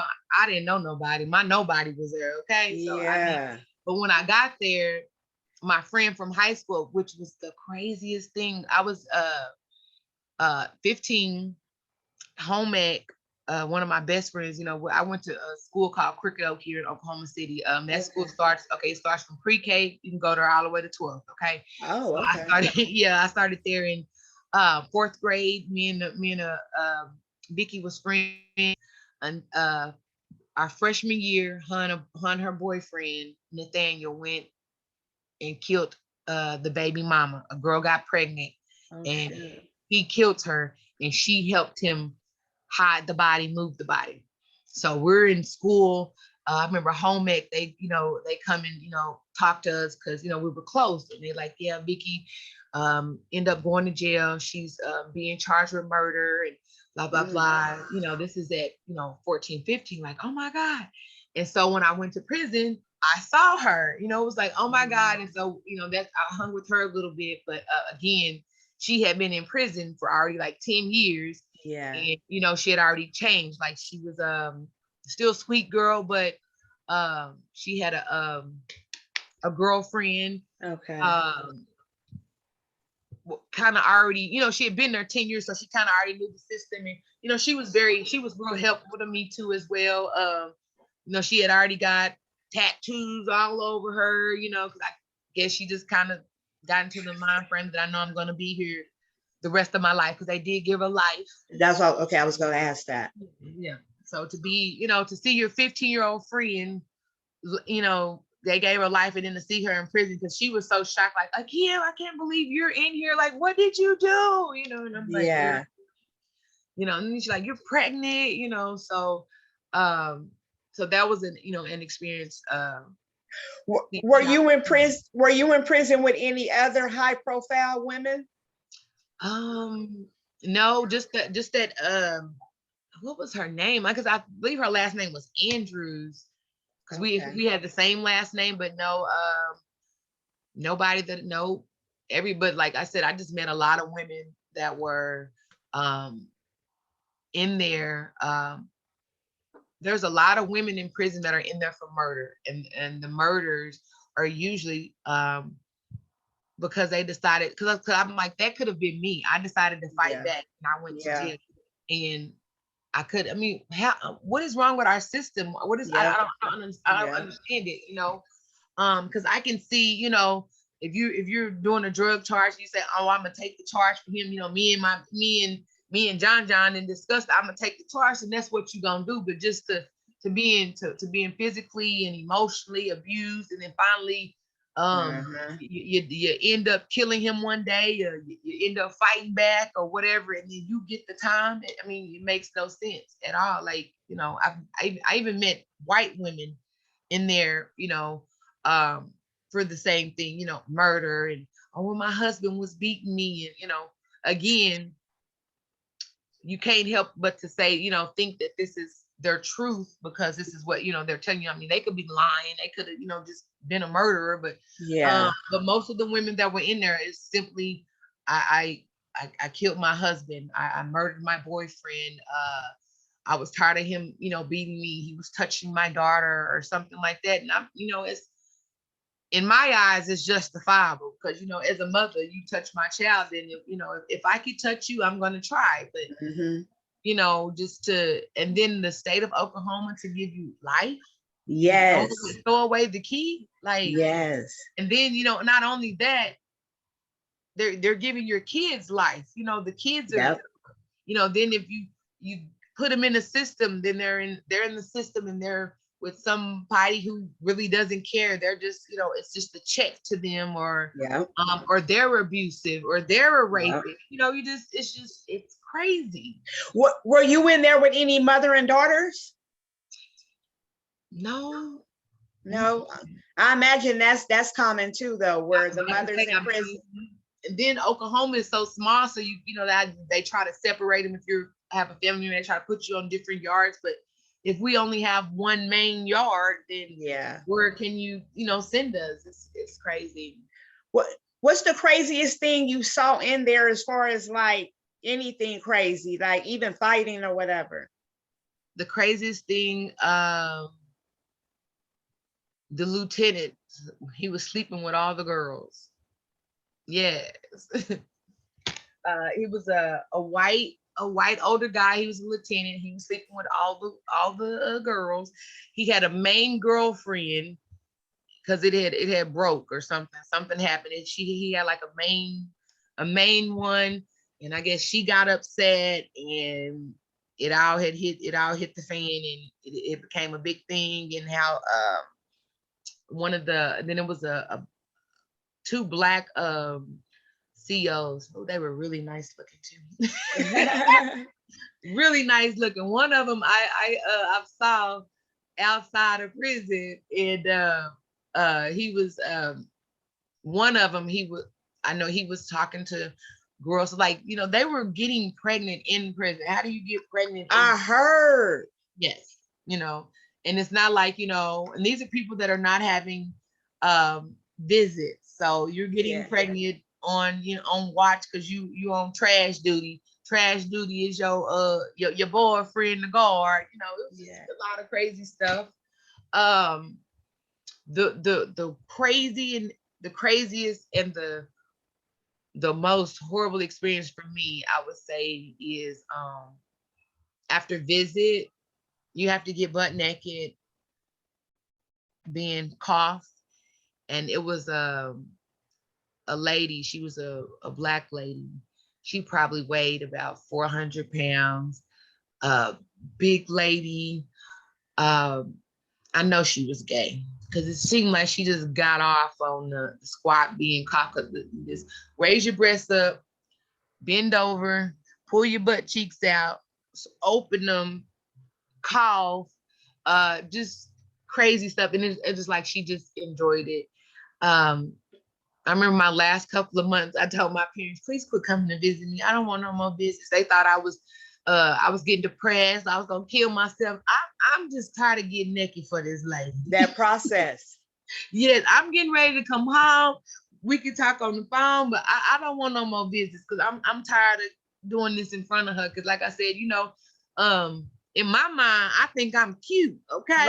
Right. And so then when your parents come to visit, you can get your hair done. I would get my hair braided or flat ironed or something like that, and try to look cute because my kids is coming. And then you got to go back to this squat being cough process with this lady, and it was just like I'm tired. So my daddy was like, seriously? And I'm like, yes, please don't come see me no more. So they quit coming to visit me because I thought, like I said, I was just tired of being humiliated in front of this lady that, I said, you have to raise up your breasts and you have to bend over, lift up your tongue and look around. I mean, like if my hair is in a ponytail, I would have to take it out, and it was just really. And this is when you going to visit and when you coming back, huh? Yeah. When you went to visit, it wasn't as bad. They would just kind of pat you down. It's when the after effects, when you had to get butt naked, and they would say, butt naked. Because I remember my daddy bought me some stamps back because it's my first visit. He bought me some stamps. He didn't know that he couldn't bring stamps, and I didn't know either. And so it's contraband, okay? And so I remember trying to hold these, when they trying to do your thing. I remember trying to hold the stamps where you couldn't see, and then I'm trying to squat being caught with my stamps in my hand. I was like, I'm about to go give me some extra time because my daddy brought me some darn stamps for some envelopes. Did they see them? No, I didn't get caught with the stamps. Okay, so that worked out. Yes, I was like, Daddy, don't do that ever again. You could I could buy them, or you could just send them in the mail. Yeah. But this was our first experience, though. But it was scary. But I can't think of. But I didn't see really a lot of. I was on a good pod, and like I said, I stayed so busy working in the prison ministry, where like 7:00 in the morning we had 7:00 stand up count. After that, the doors open. I was gone.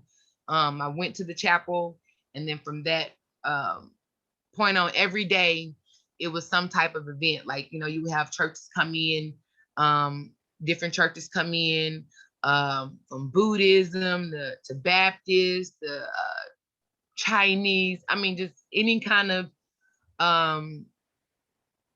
Christianity you want to think of, any type of church, they had it. And, like I said, that's what I participated in so I could stay busy. That was my job. Yeah, that's good. Yeah, you see a lot of people just lay down and you don't do it because in prison you really don't have to do anything, but stand up for stand up counsel. They can make sure you're alive and you can sit in that room. And I mean that sounds depressing to me. Yeah. But you do have people that do it. I mean, and then you have people that are handicapped in prison, and you're like, how you in a wheelchair, and but they do crimes too. I see that pretty often too. Yeah. So did women make shanks and stuff like that, like you see on the documentary? Yes, they do. They made a lot of things that I've knives, tampons, uh dildos, just and the craziest thing too, women's prison on the you cannot order douche, but in men's prison you can order douche. Isn't that odd? What are they gonna use the douche for? They booties, keeping it fresh for their That's crazy to me. right. Why can women cannot order this product? You know, I don't use this, but you know, if I wanted But they to, don't want it for like a dildo purposes, but y'all give it to the men. That's crazy. exactly. But yeah, I've seen them a girl make a tampon. That was just beyond me. That's how, like, when people, if you have that much talent, you should be able to be doing something else. But I mean, Exactly.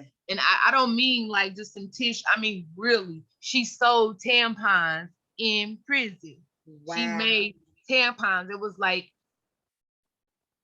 I mean, she had a string and everything. Yes, ma'am. I don't know how she did it, how she got them to stay together or whatever, but she made tampons. That was beyond me. What else? Yeah, I've seen knives being made. I never had a knife because they would I never had any issues. I had one altercation, but I never had any issues where I felt like I needed a knife, where I felt like I was in danger. Yeah. I will say for me back then, it was scary, but at the same time, it wasn't so scary where you're like, oh my gosh, they're fighting and killing each other every day. I think just the whole experience was scary. Now there were Yeah. fights and things like that, but it was the women's prison. I would say it was kind of, from what you see on TV with men, is more laid back. You know, women know how That's to. what I heard. Women, a whole lot of women in a room. Of course, you're gonna have some arguing, ain't gonna get along, but at the end of the day, women, we trying to get back to our kids. Yeah. So Yeah. in some way or form, you know, in the back of their mind, they're thinking, you know, I have to, you know, I'm gonna be me, but at the same time, I'm not gonna let nobody, you know, cross over me or whatever. But Yeah. but I'm trying to get to my kids. Even the women Yeah. that are doing a lot of time, they're still trying to get back to their kids or their families or whatever, because you know, like I said, I've seen a couple of fights, but just on the daily, or you know, how you hear about men being locked down all the time. I think I was maybe locked down. We had a lockdown once that lasted like 2 days, and then another lockdown that was just maybe a few hours. Okay. Every day from 7 a.m. to 10 o'clock at night, I was gone because I wanted to stay busy, you know, Yeah. stay busy, stay doing something. Because my first, like I said, when I was pregnant, my first couple of months, I don't even know if I was there. I was kind of just in a daze. Because even when I was in labor, I couldn't wait for the doors to pop at 5 o'clock in the morning. I was laying on the it was a 2-man pod, and I had a boat. And this is inside the hospital? no, this is inside the prison. Okay. In Bassett. And I'm like, couldn't wait for the doors to pop so I could go call my mom. And I call her and I'm like, I think I'm in labor. And she was like, no, you can't be in labor. I said, no, I think I'm in labor. I'm having these contractions. And she's like, you need to go tell the doctor. No, I'm like, nope. Y'all said I wasn't having my baby in here. Nope. And I remember calling my daddy, doing the same thing, and calling my attorney. And I went back to the room, and I just couldn't get back in my bed. So I just sat on, and the pains, the contractions coming faster and faster. And the girl was like, you need to call help. You're not having this baby in this room. I'm like, I'm not having my baby in here. I'm not having my baby in prison. I don't know what's going on. But I was in labor. So she ended up calling the guards, them. They come down, and the doctor come down. She see how far I am in labor. I had to be escorted back to the city because, like I said, I was in McLeod, and I had to be escorted to the city because by the time I made it to OU, they were like push, you know, because they was trying for me not to have it in the van. It took like 30, 40 minutes to get to Oklahoma City.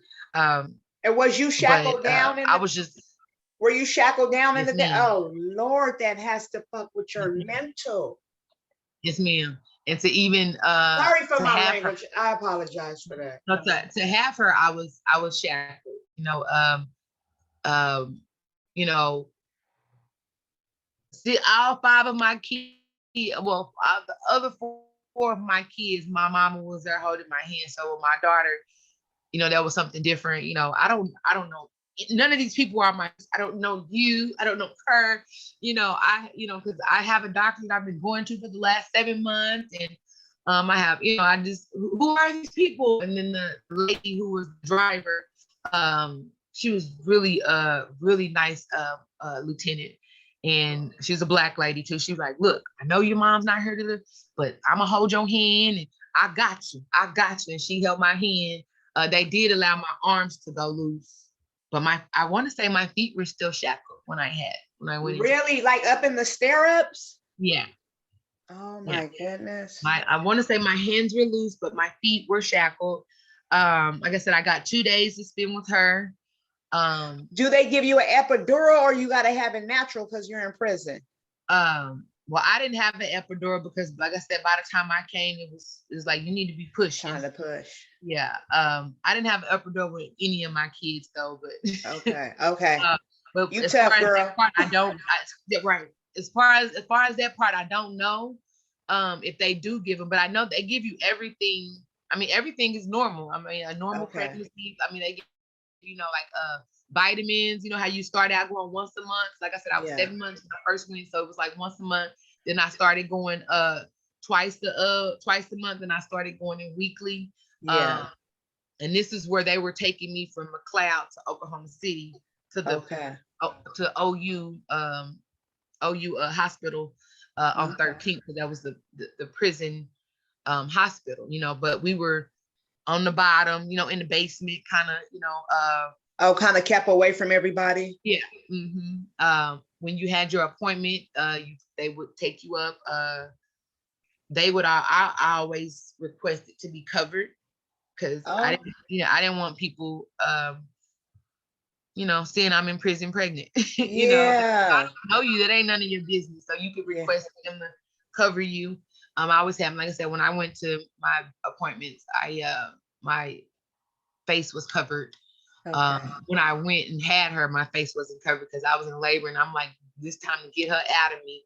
And that part was scary because you didn't know what was going to happen. You know, like, do you have the baby? And they just be like, okay, we're taking you back to jail. But no, they actually give you those 2 days in the hospital that you would normally get. I got to breastfeed her for those 2 days. You know, they say that first, I can't think of the name of it, that first stuff in your breast milk. Got all the nutrients. Yes, I at least wanted to give her that. When I got ready to leave, when my 2 days was up, my mom was coming from Texas, and she hadn't made it yet. So I was scared, like, oh my God, they're gonna put my baby in the system and this. So as I was, they were putting me in the van, my mom was walking out with my daughter and my son.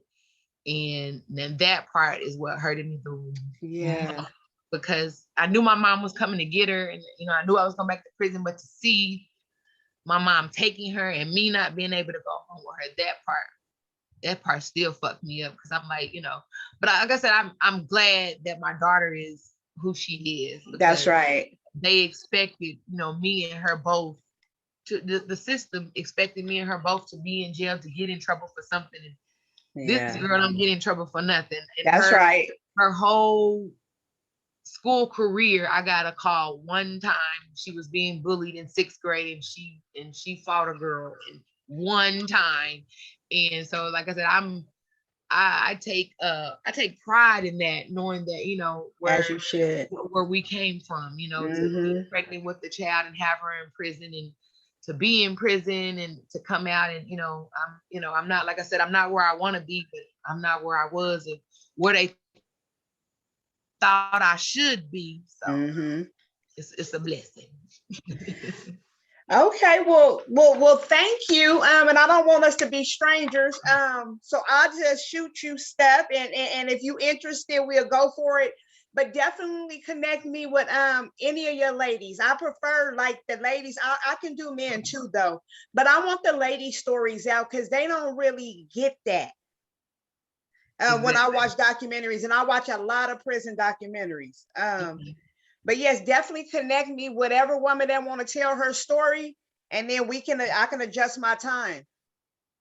Okay, sounds good. Because it sounds good what you're doing, and maybe you can make a documentary or something for women, so they can see the women's side, and I mean the actual um the horrific things that that they have to that we have to go through from from the jail on up to prison, to even be sentenced, like to be sentenced Definitely. is differently here in Oklahoma. You know what I'm saying? I mean, because I post a lot about that, about how Oklahoma is number one in incarceration for women. Yes. And something needs to be done. Something needs to be said. Because again, it's not just the women that are suffering. It's the kids. I mean, Yep. and Yep. with and then with it all, Black people, we suffer, and if you look at it, reality, it's more white people in prison. It's more white people on the system, food Mhm. stamps and things like that, but they Yep. don't tell us that, they don't show us these things. But see, like I said, by me going through this stuff, I'm like you. I like to, look at stuff, and I like to look at statistics and Yep. things like that. So yeah, if you ever doing any speak outs or anything, I'm down. Or but yeah, Okay. I'm like more of I get those other names and information to you too. Okay. And then I'll stay in contact with you. Hey, I sure do appreciate you doing this Oh, for no me. problem. Okay. And nice meeting you. And I'll talk to you sooner than later. All right, awesome. Thank you. Thank you. You have a great Saturday. You as well. God bless. Okay. Bye bye. Bye.